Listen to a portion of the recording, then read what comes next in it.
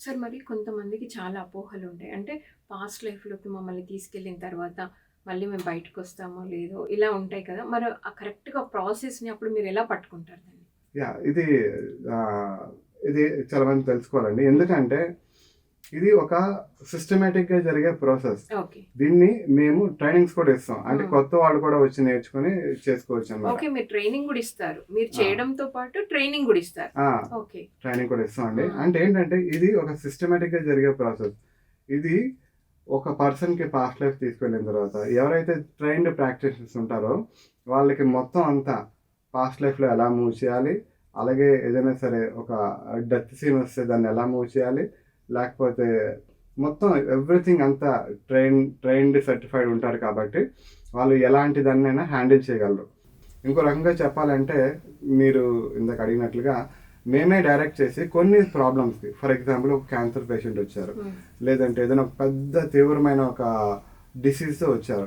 వస్తే మేము వాళ్ళకి పాస్ట్ లైఫ్ తీసుకెళ్ళేటప్పుడు వాళ్ళ డెత్ సీన్‌కి మేమే తీసుకెళ్తాం అనమాట.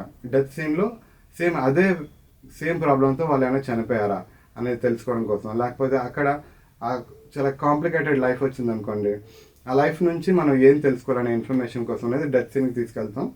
డెత్ అనేది కూడా అందరూ అనుకున్నట్లుగా ఏదో పెయిన్‌ఫుల్‌గా ఏమి ఉండదండి. మేము చాలా మందికి సెషన్స్ చేసాం కాబట్టి డెత్ అనేది చాలా న్యాచురల్ ప్రాసెస్.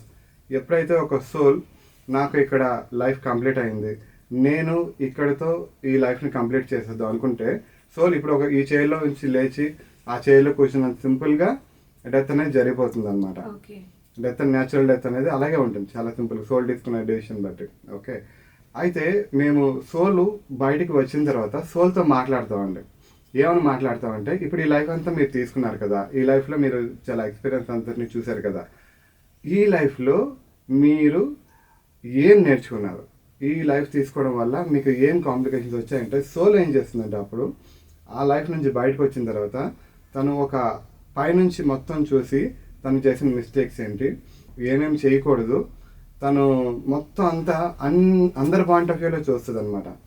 చూసి ఇది జరిగింది. నేను ఇలా చేశాను, ఇలా చేయకూడదు. మొత్తం మొత్తం అంతా తనకు ఒక ఐడియాలోకి వస్తుంది.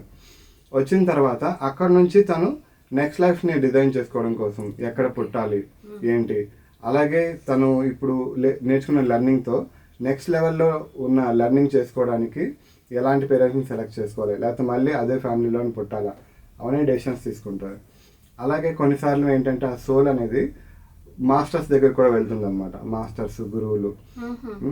వాళ్ళ దగ్గరికి వెళ్ళి మనకంటారు కదా సోల్ ఒక బ్లూ ప్రింట్ ప్లాన్ చేసుకుని దాని ప్రకారం వస్తుందని. ఆ ప్లానింగ్లో ఏవైనా డౌట్స్ ఉన్నా సరే అక్కడున్న మాస్టర్స్ని, గురువుల్ని, వాళ్ళ అడ్వాన్స్డ్ సోల్స్తోని డిస్కస్ చేసి ఎలా ప్లాన్ చేసుకోవాలి ఏంటి అదంతా ప్లానింగ్ చేసుకొని మరి నెక్స్ట్ లైఫ్లోనికి వస్తుంది అనమాట. ఇవన్నీ మేము డిస్కస్ చేస్తూ ఉంటాం జనరల్గానే.